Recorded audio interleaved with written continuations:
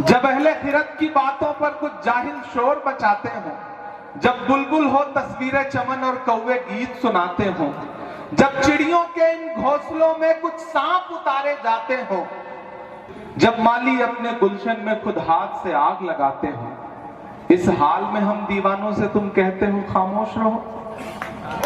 हम बोलेंगे, हम लोग अनल हक बोलेंगे।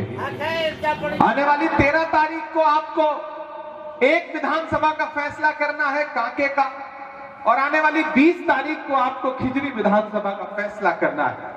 इरबा वालों, अगर आपको यह लगता है कि इलेक्शन सिर्फ एक विधानसभा का चुनाव है तो आप गलतफहमी के शिकार।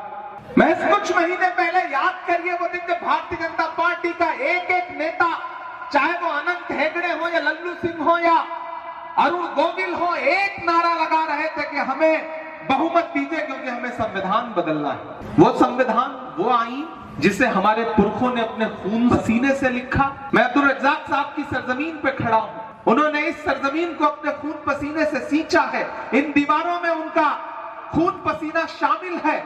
मैं इस सरजमीन पे खड़ा हूं, वो संविधान जिसे महात्मा गांधी जी ने, डॉक्टर बाबा साहब अंबेडकर ने, मौलाना आजाद साहब ने, पंडित नेहरू ने इस मुल्क को दिया। भाजपा उस संविधान को खत्म करना चाहती है। ये तो भला हो हिंदुस्तान की आवाम का, जिस आवाम ने 400 पार के नारे से उनको ला करके 240 पे पटका। उसका परिणाम यह हुआ कि उन्हें 2 बैसाखियां लेनी पड़ी, एक चंद्रबाबू की बैसाखी, एक नीतीश बाबू की बैसाखी। एक भी बैसाखी अटकी, मोदी जी की सांस अटकी। अरे वाह, गजब। ये आवाम की ताकत है, क्योंकि आपने एक बड़ी लड़ाई लड़ी, बड़े मकसद के साथ लड़ी, आपने छोटी छोटी चीजें नजरअंदाज कर दी। अब फिर आपके सामने झारखंड और महाराष्ट्र, 2 स्टेट के चुनाव।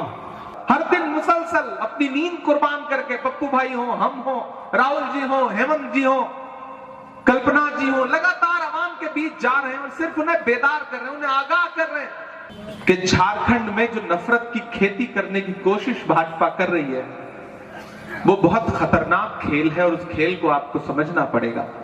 झारखंड को दिल्ली में बैठा हुआ हाकिम अपने रिमोट कंट्रोल से चलाना चाहता है।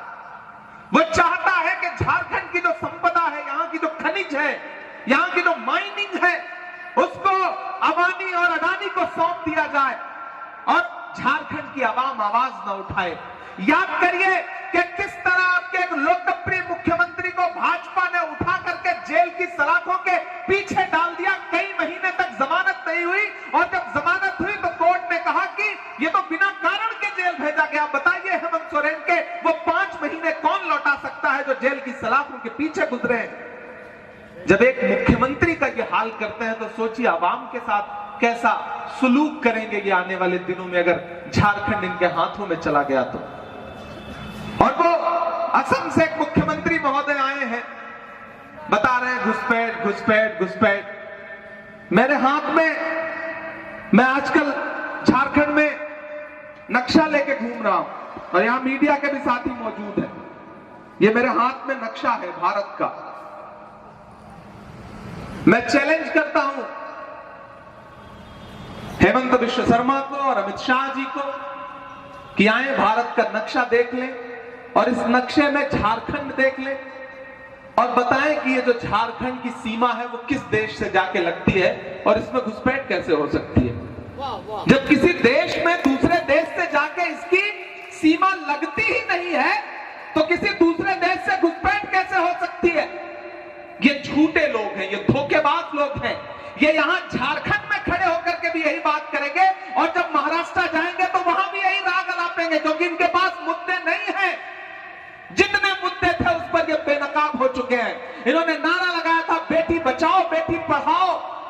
याद करो वो दिन इरबा वालों के हाथरस में जब एक दलित बिटिया के साथ बलात्कार हुआ और रात के 2 बजे उसकी लाश जला दी गई, इसलिए ताकि सबूत मिटाए जा सके। याद करो वो दिन कि जब पहलवान बेटियां, ओलंपिक मेडल लाने वाली बेटियां जंतर मंतर पर अपना हक मांग रही थी तो उनको दिल्ली पुलिस ने किस तरह घसीटा था। याद करो वो दिन कि जब देश का प्रधानमंत्री लाल किले की प्राचीर पर 15 अगस्त को खड़ा होकर के खवातीन के लिए, महिलाओं के लिए सशक्तिकरण के भाषण दे रहा था, तो उसके महज 2 घंटे बाद गुजरात में बिल्किस बानो के बलात्कारी जो सजा काट रहे थे, न सिर्फ उनको छोड़ा गया बल्कि उनकी फूल मालाओं से उनका स्वागत किया गया। ये हैं इनके नारे, ये बेनकाब हो चुके हैं। ऐसे में एक नया नारा लेकर के आए हैं। एक तरफ इनके नारे हैं कटोगे बटोगे, मंगलसूत्र छीन लेंगे, भैंस खोल ले जाएंगे, ढहा देंगे, उल्टा लटका देंगे, और एक तरफ हमारे नारे क्या हैं? आइए नफरत के बाजार में मोहब्बत की दुकान खोलते हैं। ये लड़ाई नफरत और मोहब्बत के बीच में है। सदियों से ये लड़ाई चली आ रही है। इस बार इस लड़ाई के अगुआ राहुल गांधी हैं, हेमंत सोरेन हैं, लालू यादव हैं, तेजस्वी जी हैं, पप्पू जी हैं, इमरान प्रतापगढ़ी हैं, और एक तरफ कौन लोग खड़े हैं जिनकी एक भाषा है, नफरत की भाषा। याद करिए, मैं इरबा में खड़ा होकर के आपसे एक बहुत जरूरी बात कहना चाहता हूं साथियों। याद करिए वो दिन कि आज से कुछ साल पहले जब मुल्क में नफरत अपने आसमान पर थी, 7वें आसमान पे एक शख्स उठा दिल्ली में और उसने कहा कि मैं नफरत खत्म करने के लिए कन्याकुमारी से कश्मीर तक 4000 किलोमीटर पैदल चलूंगा, अपने पैर के छालों की परवाह नहीं करूंगा। मैं चला हूं उस इंसान के साथ, मेरे पैर के छाले इस बात के गवाह हैं कि हमने देखा है राहुल गांधी को कन्याकुमारी से कश्मीर तक चलते हुए।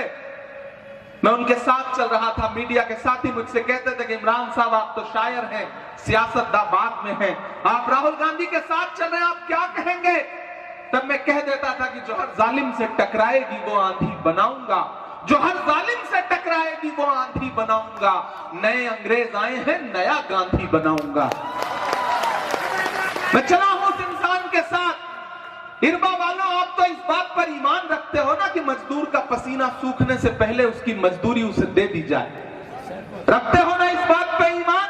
हमारे बुजुर्गों का कौल है ये। मैं रखता हूं इस बात पर ईमान के मजदूर का पसीना सूखने से पहले उसकी मजदूरी उसे दे देनी चाहिए। अभी ना तो राहुल गांधी के पैर के छाले सूखे हैं, न उनके माथे का बहता हुआ पसीना सूखा है। मैं आज यहां इरबा में खड़ा होकर के आपसे राहुल गांधी की मजदूरी मांगने के लिए आया, और वो मजदूरी जानते हैं क्या है? राहुल गांधी ने अपना नुमाइंदा बना करके राजेश कच्छाप जी को, सुरेश बैठा जी को आपके बीच में भेजा है। इन्हें एक एक वोट दे करके 13 तारीख को और 20 तारीख को इस प्रदेश की असेंबली में पहुंचाइए। लड़ाई सिर्फ विधायक बनाने की नहीं है, लड़ाई झारखंड को नफरत वाली ताकतों से बचाने की है।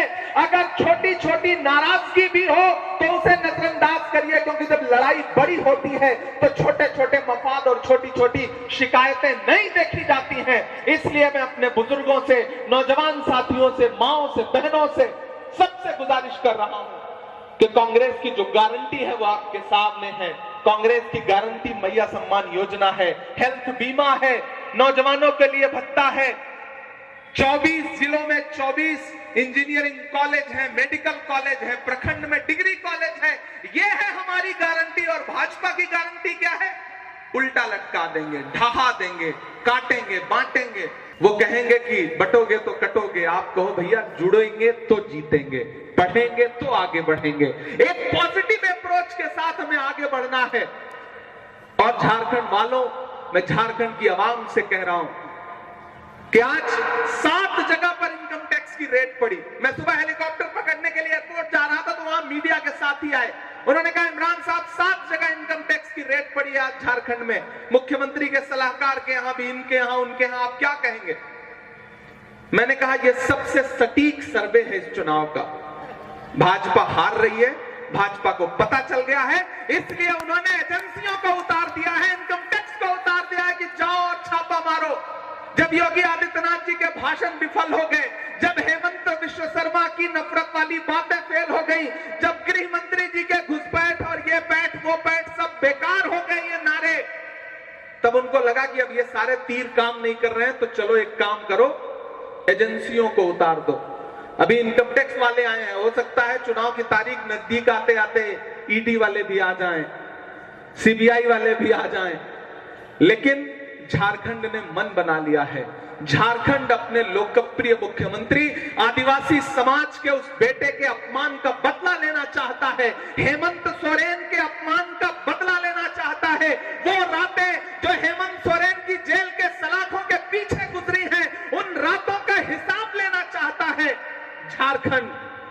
हिसाब ये होगा कि भारतीय जनता पार्टी को एक एक वोट के लिए तरसा दीजिए। क्या हिंदू, क्या मुसलमान, क्या सिख, क्या ईसाई, क्या दलित भाई, क्या आदिवासी, क्या पिछड़ा, अपने घरों से निकलिए। आज से इस चुनाव को हेमंत सोरेन बन के लड़िए, राहुल गांधी बन के लड़िए, इमरान